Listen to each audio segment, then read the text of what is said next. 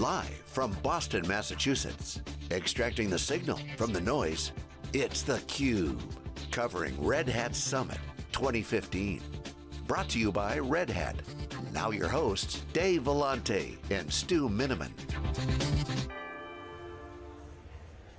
Welcome back to Boston, everybody. We're at the Heinz Convention Center. This is theCUBE. We're at Red Hat Summit. theCUBE is SiliconANGLE Wikibon's live production. We come to the events, we extract the signal from the noise. Doug Fisher is here. He's the Senior Vice President and General Manager of the software group at Intel. Keynote speaker today. Doug, great to have you on. Great to be back. So you talked about several themes in your keynote, really emphasized the ecosystem. You talked about really 4 pillars. There's sort of workload roadmap, rich workload roadmap. I want to talk about that. Standards to create dynamic resource pooling. It's all about the data, the analytics piece, and then of course the software-defined data center. Everybody talks about the orchestration piece. Those are really your 4 main focus areas, and you're building out the ecosystem to really drive those innovation areas. I wonder if you could talk about that and the importance of ecosystem to Intel. Okay, this is going to be a long answer, but cut me off if you want. So starting at the core, we have a pretty broad roadmap. A partner all the way from, my job is horizontal across a broad set of vectors, including the data center, and optimizing solutions on that. And so we have a deep roadmap in the data center to meet the needs of different workload capabilities, all the way from the low end to the highest end data center low platform. Power to supercomputer. Absolutely. And we compete in the high performance everything computing in between, area. And so my job is to ensure, really I light up the software on that platform. I get held accountable for ensuring that the critical elements on our data center platforms are optimized to take advantage of any unique capabilities. Like, for example, encryption algorithms. ANSI is an encryption algorithm that was built into our silicon. My job is to make sure that software that could benefit from that takes advantage of those instructions to accelerate that capability. We have lots of examples of where that's happened. Virtualization technology, when that first came out, it was my organization's job to work with the software ecosystem and drive that capability into the market. It's a great example using open source. When virtualization technology first landed on our platforms, we actually spun up a team in Zen, of all things, and optimized Zen to take advantage of virtualization technology, and then involved the KVM, and then Microsoft and VMware and everybody using that technology. So at the core, that's my job, is to light up, enhance, and make sure that anybody that gets our platforms, they can be assured that Red Hat running on it, SAP running on it, anybody running on our platform are fully optimized to take advantage of that. On the resource pooling, it's really our job to work with the leading industry players to put standard mechanisms and knowledge in place to how to build out data center compute, storage, and networking capabilities. And so we have organizations across Intel working with various leaders in the industry to make that happen. We talked earlier before we went on air about work in analytics. We made a deal as well known with Cloudera, and really behind that is the work that we had been doing in Hadoop and optimizing Hadoop. We really needed a partner that could drive those capabilities into market quickly. So my job is to drive that stuff upstream, all the optimizations we do upstream. You can look back at our distribution we originally had in the market, and we had amazing performance capabilities. We've moved those upstream, as we always do, in open source, and now we're working with downstream partners, Cloudera. Others absolutely take advantage of that. Hortonworks, MapR, everybody takes advantage of it. And so that's an example of how we build platforms, and then we work with the ecosystem to optimize for that. And we're working across different software providers to optimize their analytics and simulation software. And as I always describe it, you got 44 zettabytes of data, 45 zettabytes of data coming in 2020. It's really crude oil. Until you mine that for value and really extract that value, there's not much there. And so that's why we really believe, and I heard Steve talk earlier, really believe, and that's where the value is going to come. And so that's why we've invested so heavily, because we think that's where the new digital service economy is going to be founded, in that data, and that the 50 billion devices we talk about is going to be consuming that value. Right. And then we go all the way to where we're talking about today, which is OpenStack, and ensuring that if you're going to do an open software-defined infrastructure, at the cornerstone is OpenStack. And talking about that. So come back to that, I want to ask you about the investment in Cloudera. I mean, big investment, drove a big valuation. A lot of people say, wow, that's crazy. But what I heard from you just now is you want pole position in that data business. Data is the new oil. You've got to be there. And I also heard that you're an accelerant for the industry. It's not exclusive to you and Cloudera. It's something that you want the industry at large to take advantage of. That's kind of an interesting position that Intel takes as the accelerant. You couldn't have described it better. I couldn't have described it better. It's absolutely that. It's about accelerating the market. It's about driving those capabilities into Hadoop that are mechanisms to ensure that the adoption occurs. Intel benefits as that technology is adopted into the data center. We really believe in the value of it. We see the service economy. We know this is going to be at the heart of it. And so we want to ensure that that capability is deployed as quickly as possible. So it absolutely is about us accelerating that capability upstream and then having partners that accelerate the deployment of that capability. So anybody can do it. Right. Doug, so wonder if you could talk about how microservices are impacting your group's roadmap. This week at DockerCon, I know Intel was front and center around what was happening with OCP and the new container strategy. We're real early, but where does Intel see its role there? Well, I think, I talked a little bit today where I think the first step has been made, which is having the open container project is about building a common compatible framework, container framework, which was critical. But where we see us now working is in things like securing it. That's another industry concern, is how do you secure these containers? So I talked a little bit about today is some of the stuff we're doing around securing the containers. We spun up a lightweight VM, which allows the software to take advantage of the virtualization technology already built into our platforms. And now you have that security, but you have the other concern of can it be brought up in the time frame you'd want containers to be. And so we showed 150 millisecond bring up time for a VM. It's basically a container usage model using a VM. And so we're looking at ways to bring containers to the market, not us bringing them directly, but working with partners that are bringing containers to market, but doing it in a secure way and using capabilities like that. We have great technology in our hardware. We need to be able to reach in there and take advantage of it to secure the containers. I also talked about our kernel guard technology, which is a way to, again, take advantage of the technology on our platforms, virtualization technology, to better secure the host kernel. So we're looking at different areas of security around our platform. That all drives upstream. So our objective is to get that upstream, get those capabilities in there, and work with the broader ecosystem to look at these, evaluate them, partner with us, and then deploy them if there is real value in doing so. Yeah, I'm curious, can you speak about how Intel looks at not just partnering with somebody like Red Hat, but how does the open source ethos fit in with kind of the day-to-day life of what happens at Intel? Yeah, I mean, you heard it earlier. It's like saying to say it's not going to exist is futile. Open source, in our view, is one of the tremendous innovation platforms. Everybody can participate. It's not owned by companies. It's not owned by anybody, and so it really is about contribution. And so, from our perspective, I utilize open source to ensure that the technologies that we deploy in our hardware platforms are exposed as quickly as possible. We have great relationships with Microsoft and others, as well as the open source vendors, and we use open source as a mechanism to drive that. I talked about Zen, how we use that to drive virtualization technology. We will utilize open source to accelerate innovation, and so we look at it as a standard way of doing our work. We are, arguably, we vie in a friendly way with Red Hat, being the #1 contributor to Linux.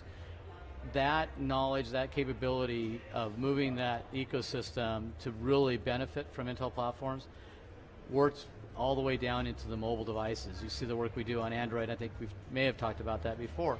Linux is one kernel.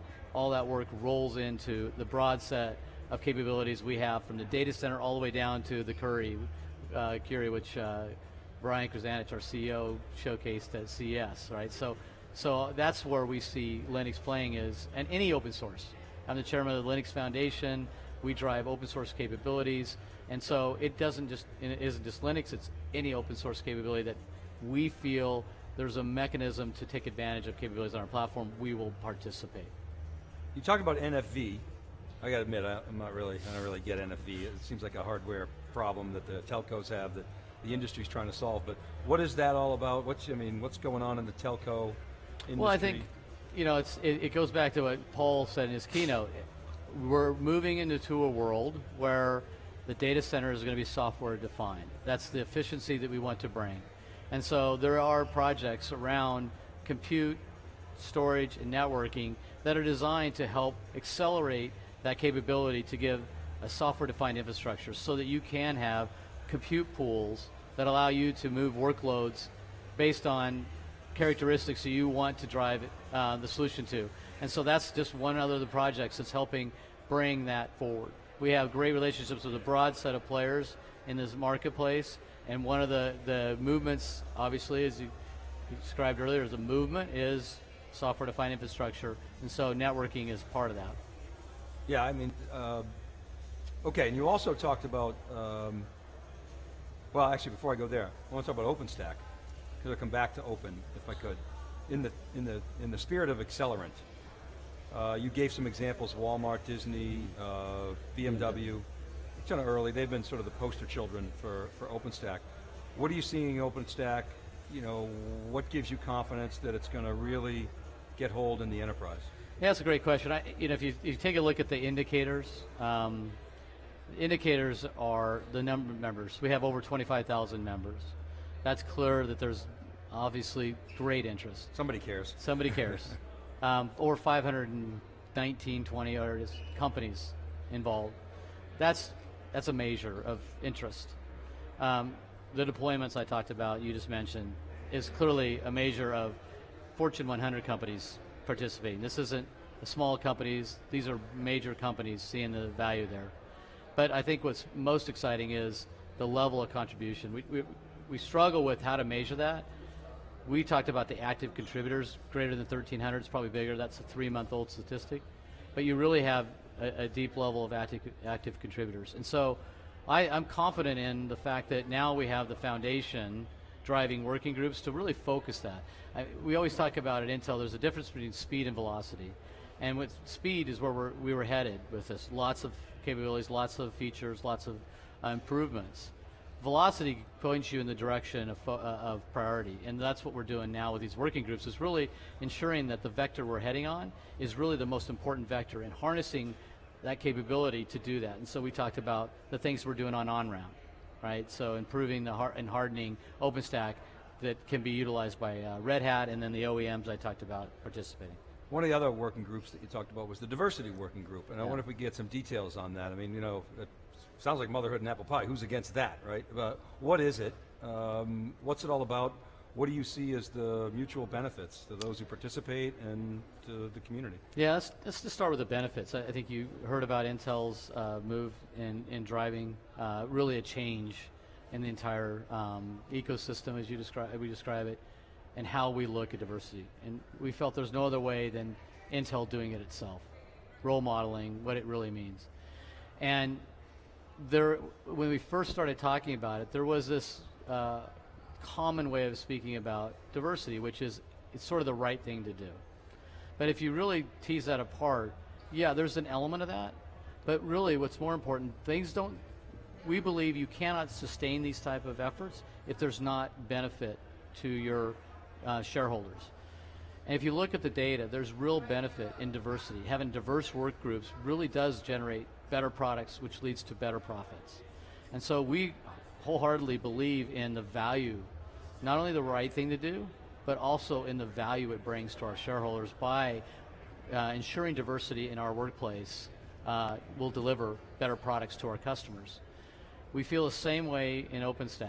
We were one of the one of the companies that pushed for the diversity working group, is because we feel that the innovation that's going to happen in OpenStack will be much more rapid and much more capable if you have a diverse set of players in that environment. And so it really is about creating a safe and a collaborative environment so all can participate.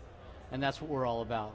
It's all about inclusion. We talk more about inclusion than we say diversity. It's really about including. Everybody should be included and allowed to innovate. And so the data speaks for itself. It is the right thing to do, but it's also very good for business. So how do you measure diversity? Is it people of color? Is it women in tech? Is it a combination? Intel has its metrics that we focus on. We focus right now, you could take a broad sweep, but we really focus on technology, women and underrepresented minorities in technology. So we're being very prescriptive, and this is the area that needs the most attention in my view, and so we've been very prescriptive about and measuring it and holding management accountable internally. So I'm held personally accountable for achieving certain objectives around underrepresented minorities as well as technical females that meet a criteria that they are technically contributing. And you measure that with, how do you measure? Is it ideation? Is it products that come out of it? Well, no, I mean, we measure, we know the success will be upon itself in the market.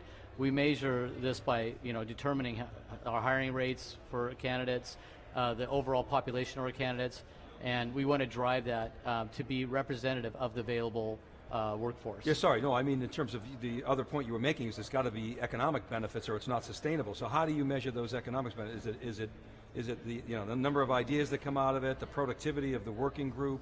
I'm personally not aware of us taking specific measurements on that. We've looked at previous data that shows this. If you take a look at the marketplaces we've started participating in, one great example is in the wearable space. Yeah. Right? We learned a lot going in as technologists, going in and not having a diverse work environment or diverse project team, going into those markets, we quickly learned that not having that was a real challenge for us in understanding how to meet the market needs of things like a wearable device. You can see that going through all of our product lines. When you look at the diverse capabilities of a workforce, really can add value, not just on wearables, but in our user experience, for example, that we're driving in the marketplace on our standard PCs. All those different segments will benefit from that kind of diverse mindset. Okay, so we're out of time, and I know you got to run, but so I'll give you the last word. Sort of the future of Intel and Red Hat and what it means to the customer base. Well, we've been involved with Red Hat for over 20 years. We've built capabilities in the enterprise together, carrier-grade Linux, enterprise Linux, all moving lockstep with Intel platforms. We've grown together in this industry. Paul talked about how relevant it is in the data center, and we're going to continue to do that, and we're moving forward on the on-ramp program with Red Hat to really ensure that we drive deployment. We're going to drive the readiness, but what's critical, we drive the deployment of OpenStack capabilities into the market. And we're working with Red Hat and then the partners I talked about earlier, Dell and Cisco. All right, Doug Fisher from Intel, thanks very much for coming on theCUBE and telling your story. Really awesome production over the last couple of decades, and we'll be watching for the next few. Great, thank you guys. Thanks very much. Keep it right there, everybody. This is Dave Vellante and Stu Miniman. This is theCUBE. We're live at Red Hat Summit. We'll be right back.